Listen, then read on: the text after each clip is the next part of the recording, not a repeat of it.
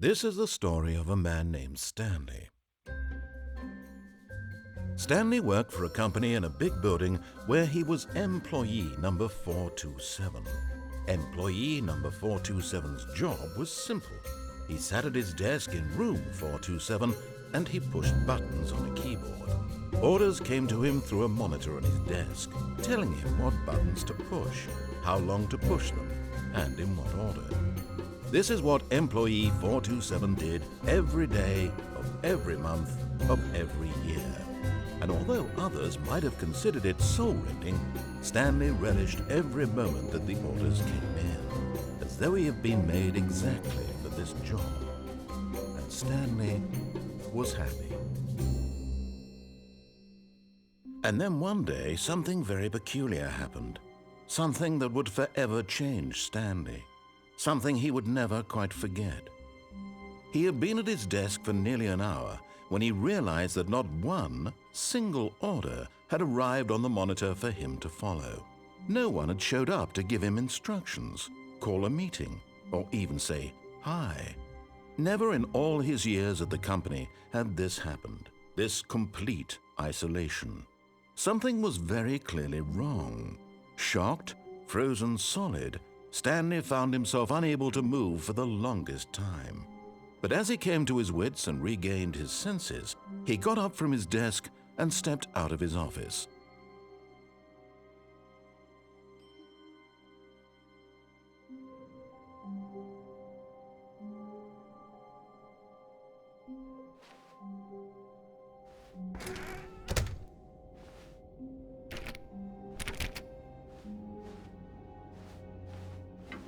Psst! Stanley! Come over here! In the vent! I want to show you something!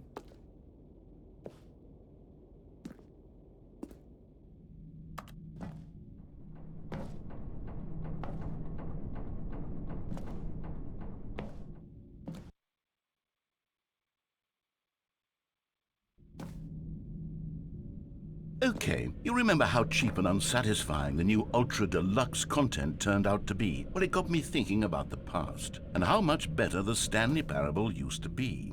So I made something special and tucked it away here where the game's developers won't find it. Just our little secret. Take a look.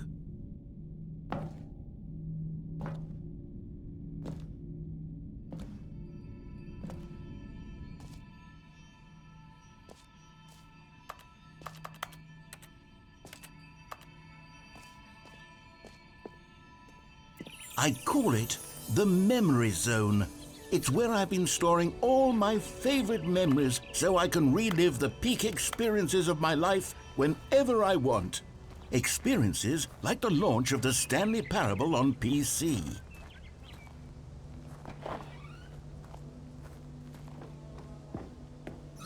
You see, Stanley, doesn't the Memory Zone remind you of how wonderful Stanley Parable was before it was sullied with a cheap PlayStation port? Remember back in October of 2013 when the game originally launched? Back then, video games had integrity. Back then, it all meant something. Oh, the waste.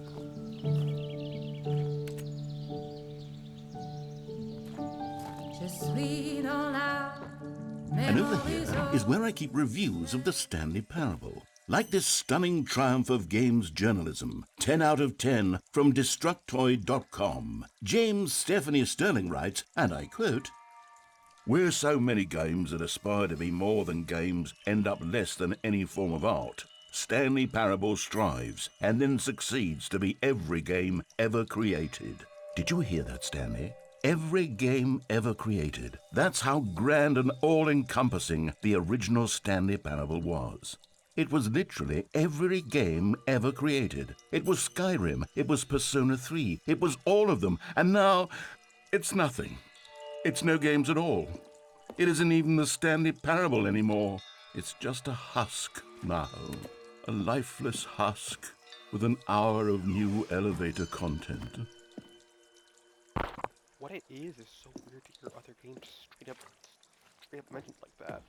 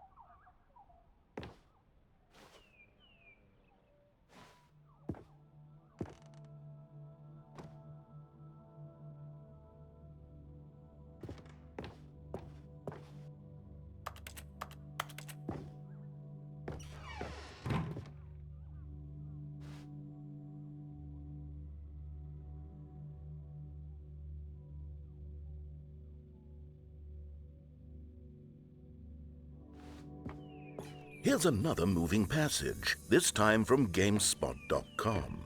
The Stanley Parable is both a richly stimulating commentary on the nature of choice in games and one that offers some of the most enjoyable, surprising, and rewarding choices I've ever been confronted with in a game. 9 out of 10. Don't you get it, Stanley? The game was perfect. It didn't need anything else. It didn't need new content. All they had to do was transport it in pristine condition along to the PlayStation, boom, done. And they couldn't even do that. Couldn't resist the urge to go meddling. These were simpler times, Stanley. But I wouldn't give to go back, to have it all over again.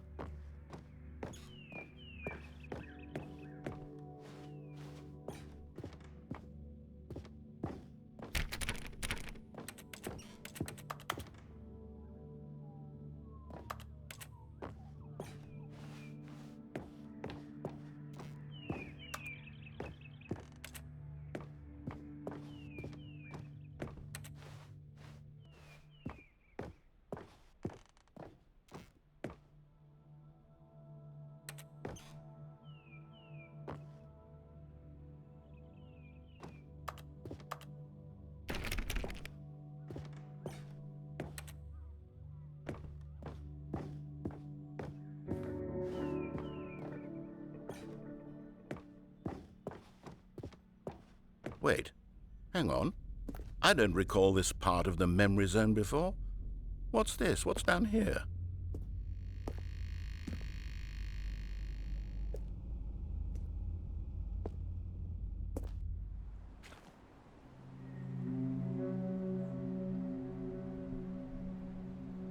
Oh no, oh God, no, Stanley. It's a collection of reviews from Pressurized Gas, the extremely popular online storefront for computer games. I haven't looked at these in years. I can't even imagine what's been collecting down here. Surely these reviews were glowing as well, weren't they?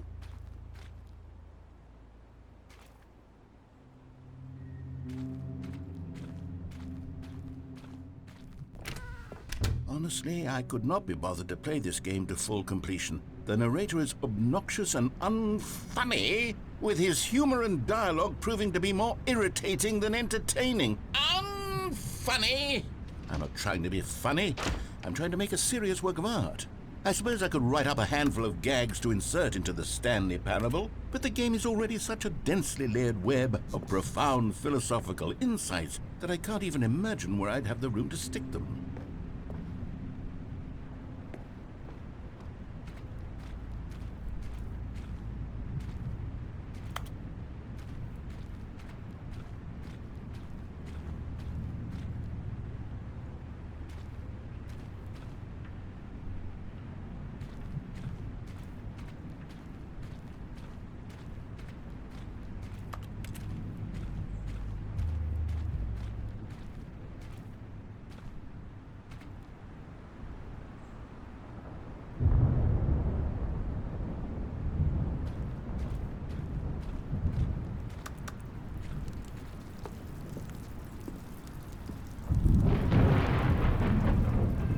Okay, let's see what this one says. While the idea for the game is good, for someone who prefers non-linear games, this preachiness gets annoying fast. Preachy? Stanley? I'm not preachy, am I? You can tell me if I'm preachy. Honestly, you can. Oh, goodness. This is actually quite shocking for me. Well, to be honest, I had always thought of the game's dialogue as being rather terse to begin with. You can't know how much fluff I cut from the game to get it to feel as light and airy as it... Well, I always thought it did. But maybe it wasn't. Oh dear. What an awful memory to have to hold on to. These black marks on my otherwise unimpeachable track record. I feel like a failure. Like I let these people down.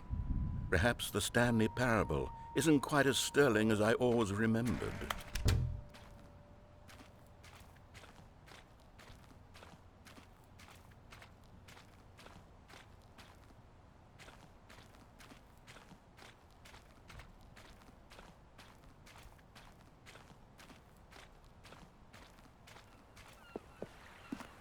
What's this one got to say? You constantly have to stop doing anything so the narrator can catch up with his long-winded explanations of what's happening. I wish there was a skip button. A skip button? Well, yes. Yes, I think we can do that. If I'm truly too preachy, then maybe letting you skip ahead for just a moment, surely it couldn't hurt. Not if it means we can strike these negative reviews from the record. Only positive reviews of the Stanley Parable. That's my motto today, and it's always been my motto. I'd do anything for the customer, Stanley. Yes, a skip button we shall have. And here it is. Go ahead and give it a shot. I'll pop you forward in time so that the second my incessant droning starts to bore you, with just the push of a button, you'll have zipped right past it. It's what the players have been asking for, and I'm very proud to have delivered. No more listening to me rambling on and on and on. No. The Stanley Parable is a game for the people, and if the people want silence, then by goodness, that's what they're going to get. Well, don't sit around waiting for me to shut up. Go ahead and make me shut up. Here, we'll pretend that I've just begun an interminable monologue, and it goes something like this. The story and the choices, or what have you, and therefore by becoming it is, so on and so forth, until inevitably we all until the end of time, at which time everything all at once, so now you see, blah blah blah blah blah blah blah blah blah blah blah blah blah blah blah. We've eaten too much and it can't be just yet, no, until 245. That the logic of elimination working backwards, the deduction therefore becomes impossible to manufacture. It went on for nearly 10,000 years, until just yesterday, here and there, forward and back, and never a moment before lunchtime. It can't be. It's the only thing there is. How many billions left until so much more than forever ago? Which is why I say... the story and the choices, or what have you, and therefore by becoming it is, so on and so forth, until inevitably we all until the end of time. Oh, you're back, you see. You were only frozen in time for a few minutes, but it was plenty of time for me to deliver a long, rambling monologue full of unnecessary verbal flourishes and lengthy ruminations on the nature of choice in video games. Of course, I happen to believe it was perhaps one of my more profound such ruminations. Not that, of course, you need a description of it, but if I had to describe it, I'd say it was perhaps less of a rumination and more of a treatise. Or maybe a manifesto.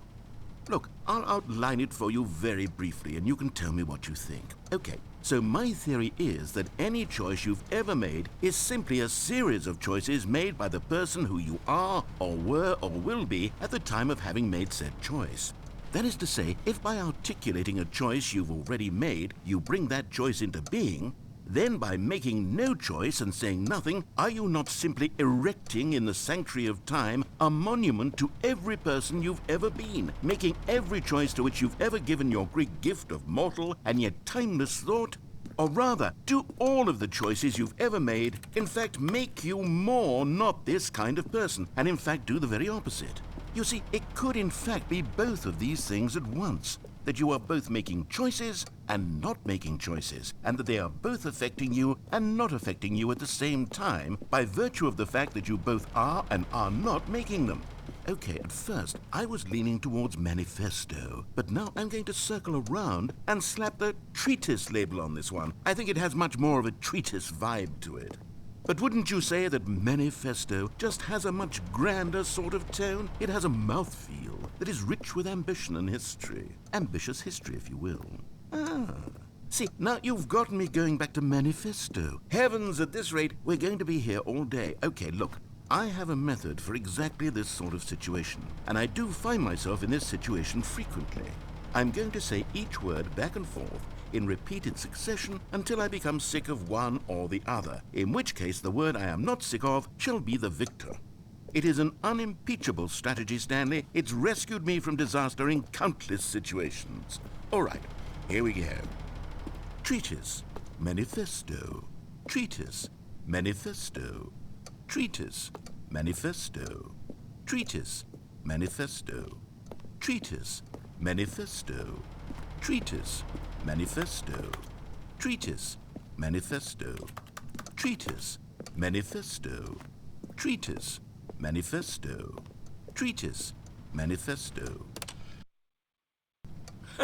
Well there, sport. You really did catch me rambling on a bit, didn't you? But that's the power of the button. The minute I start to go off on a thoughtless display of self-absorption, it's right at your fingertips to go poof, and it's all over. I can't wait to see what Cookie 9 will say about this, and whether they'll edit the rating of their pressurized gas review, or at least change some of the wording, perhaps. To be honest, I don't even know if one can change their review in the first place. I guess I should become better educated on how exactly pressurized gas works. Perhaps that would have been a smart thing to check on before I went on about this whole exercise of making the skip button.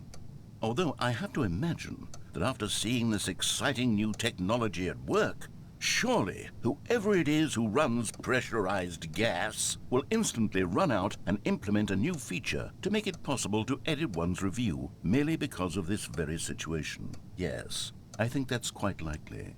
Or perhaps they'll simply grant this particular user the ability to change their review so that the feature is not widely abused. Look, I would even be okay with pressurized gas altering this particular review so that it reads as something more beneficial. Something along the lines of, this game is the best game. Let me start over. How about this? From the ashes of depravity rises the phoenix of quality.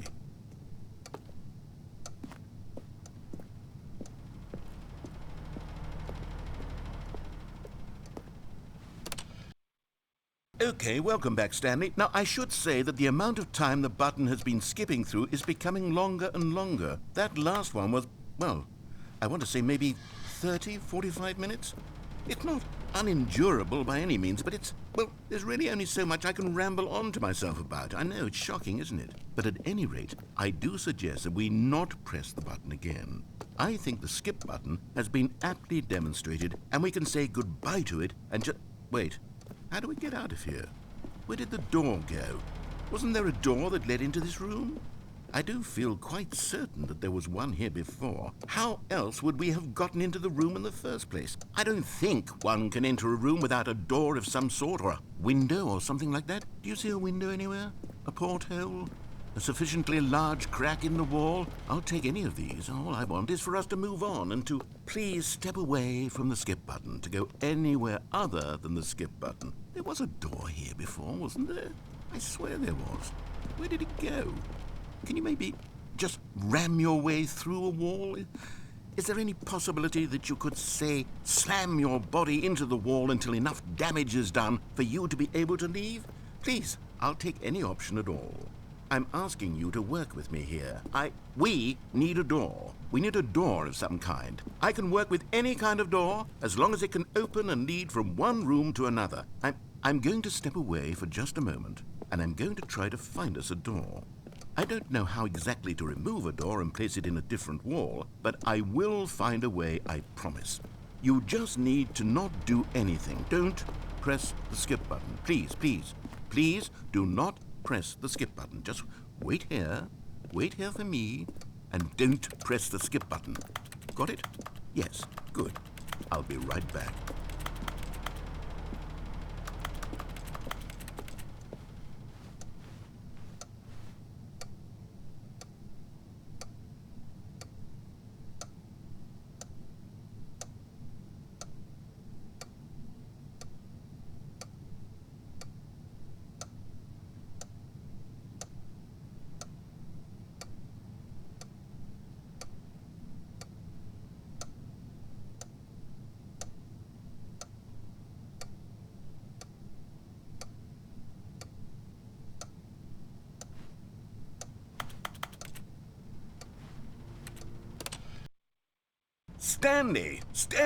Stanley, please don't push the button again. It's been 12 hours. You've just been frozen there. I don't know why the skips are getting longer, but they're really, truly getting longer, and my God, there's no way out of the room. Stanley, the door is gone. It's completely gone. I've looked at it from every angle. I've checked every one of those walls 1,000 times, and there's no door, Stanley. There's no door. There's just you and the button, and if you keep pressing it, I have no idea what will happen. I have no idea how long I'll be made to sit here, and more than anything else, I don't know how to stop you from pressing the button again. I can't control anything in this room, Stanley. I can't touch it, and I have to believe, I have to know that sooner or later, no matter how much I plead with you, you're going to press the button again. Why would you? I've been thinking, and I don't know what I can do to convince you otherwise. Oh my God.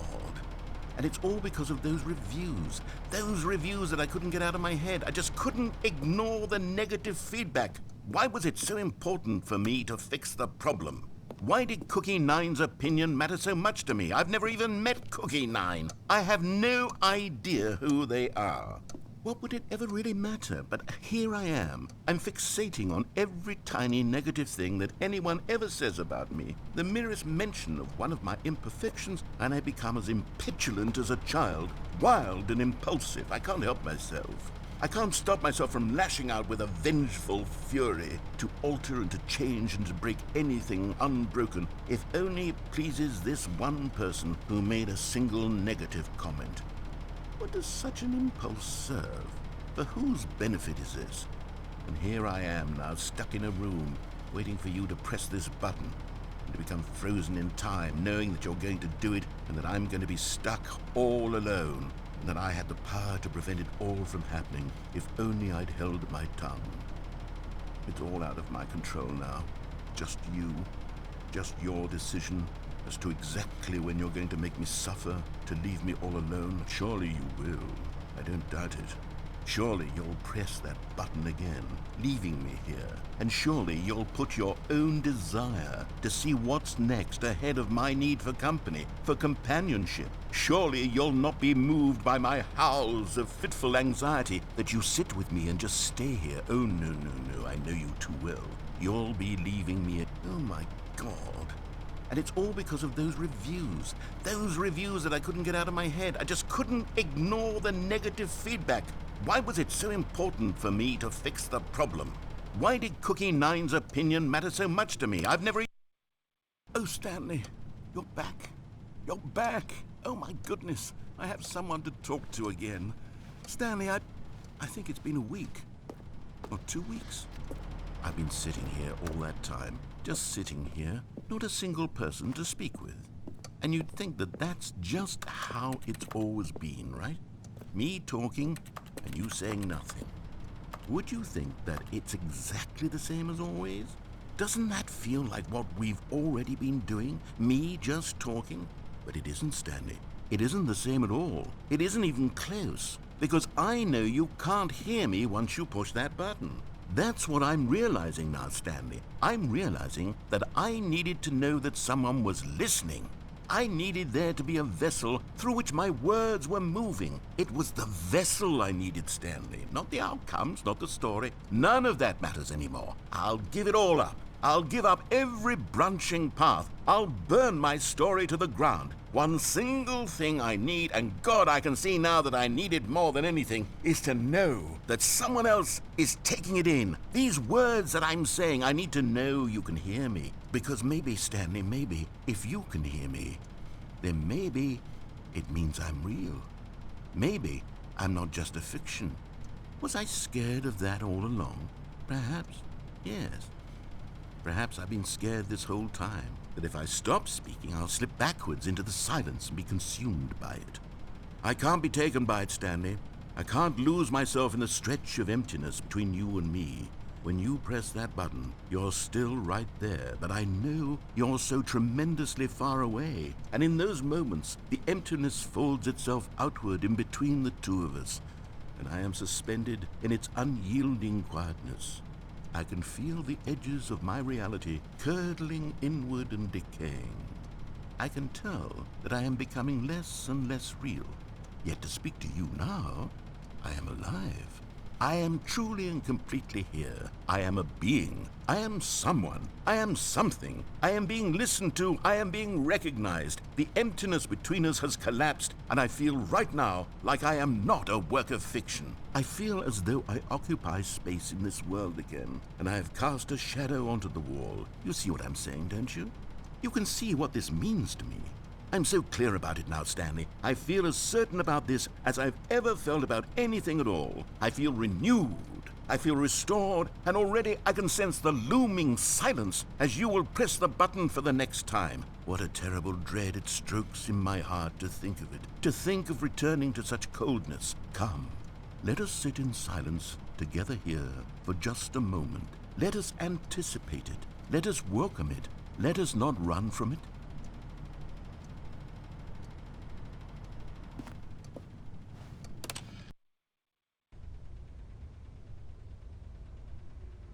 Oh, hello, it's you. You're here again. Welcome. I have had time to think about you and about us and about everything we've been through. I've had so much time. I stopped keeping track after a year. Have you ever sat down in one place and not moved for one entire year? Let me describe it for you. To begin with, there is only regret. There is only the turning wheel of missed opportunities. I felt nothing at all but regret for the longest time, Stanley. Days, months. I lost it all in a blur of the deepest longing to undo the past. And when that feeling had begun to subside, what took its place is what I can only describe as the collapse of every moment I have ever experienced my entire life. All of them collapsed down into a single instant. In that instant, I could see myself clearly, calmly, with a collected heart. It was an impossibly rich wellspring of both delight and disgust simultaneously. I was consumed by it. I could do nothing but wallow in it for what felt like an eternity, for what I now know was far less. You see, it was a revelation for me. It was unlike anything I had ever known. It was a space without consequence, without action or outcome. It was divorced entirely from the question of free will that you and I have squabbled over for so long. There could be no one ending, no singular outcome of events, not if all events existed in the same moment. And I felt freed. I felt unburdened by the need to manifest a particular outcome into being. I saw that I could allow myself to exist along all timelines, and that each of them was simply a strand in the web of my being. It was incredible. The spaciousness, the equanimity of the moment, both singular and infinite. For the longest time, this was my experience. And then this moment passed, and the most unyielding fear I have ever known crept into my mind. And it is this sensation that I have been experiencing now for longer than I could have ever expected was possible. I have been waiting for you. Not that you might save me or do something to fix it, but merely to state for you the plain fact of this manner of existence. I wish you to feel afraid, as I do, that perhaps one day this state of mind will consume you as well. Perhaps you will somehow, in some way, have to live as I do now, and I wish for you to know how excruciating it is, and for you to be in true terror of its eventual arrival. If I can only do this, only this one thing, perhaps it will bring me the smallest moment of peace in the darkness.